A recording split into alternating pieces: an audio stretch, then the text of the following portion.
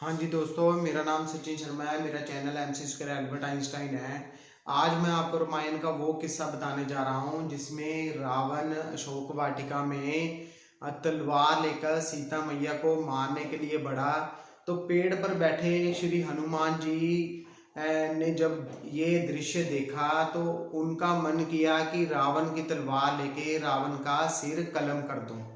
परंतु अगले क्षण में हनुमान जी ने क्या देखा? हनुमान जी ने देखा कि रावण की पत्नी मंदोदरी ने रावण का हाथ पकड़ लिया। तो हनुमान जी को भ्रम हो गया कि अगर मैं आगे बढ़ता तो मैं ना होता तो क्या होता और सीता मैया को कौन बचाता। परंतु ये क्या हुआ, प्रभु ने सीता मैया को बचाने का कार्य स्वयं रावण की पत्नी को ही दे दिया। पर हमें ये भ्रम रहता है कि हम ना होते, मैं ना होता तो क्या होता। तो आगे चलकर जब त्रिजटा ने ये कहा कि लंका में एक वानर आया हुआ है तो उसने पूरी लंका को जलाएगा, परंतु हनुमान जी ये सब सुन रहे थे। उन्होंने सोचा कि मैंने तो, प्रभु ने ये कार्य तो मुझे दिया ही नहीं है कि लंका जलाने का, परंतु त्रिजटा कह रही है कि एक वानर लंका में आया हुआ है तो वो लंका जलाएगा।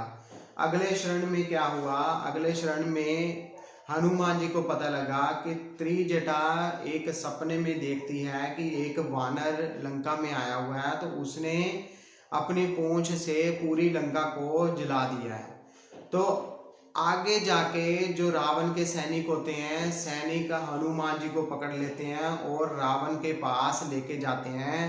पहले तो उसका वध करना चाहते हैं, परंतु उसी टाइम भविष्य जी वहां जाते हैं। तो उन भविष्य जी क्या कहते हैं कि ये एक राजदूत है तो इसको हम मार नहीं सकते, ये अनीति के विरुद्ध है।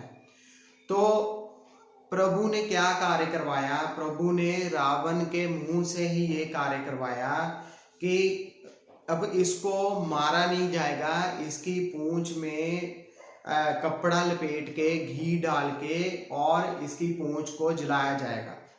तो हनुमान जी सोचने लगे कि अगर मैंने लंका को जलाना था, क्योंकि त्रिजटा ने कहा हुआ था अगर मैं लंका को जलाता हूं तो मैं कहाँ से अपनी पूंछ पे कपड़ा लपेटता, कहाँ से घी लाता और कहाँ से मैं इसको जलाता। तो ये कार्य, जलाने का कार्य भी जो है मेरी पूंछ को प्रभु राम ने पहले ही निश्चय कर लिया हुआ है। प्रभु ने पहले ही ये कार्य किसको सौंप दिया है? रावण को सौंप दिया है। तो उसने जब उसकी पूंछ को आग लगी तो उसने सारी लंका को जला दिया। तो हनुमान जी को बड़े आश्चर्य हुआ कि प्रभु जो कार्य किसी से करवाना चाहते हैं वो उसी से करवाते हैं, पर हम ये सोचते हैं कि मैं ना होता तो क्या होता। ठीक है, तो हमारा ये भ्रम है कि हम मैं ज्यादा करते हैं कि मैं ना होता तो क्या होता। हमें ये नहीं करना चाहिए, क्योंकि प्रभु ने जो ईश्वर शक्ति है, जो ईश्वर ने हमसे करवाना है वही कार्य उसने हमसे सौंपना है। मतलब एक माध्यम जो है वो हमें बनाता है, उसी से वो कार्य होता है।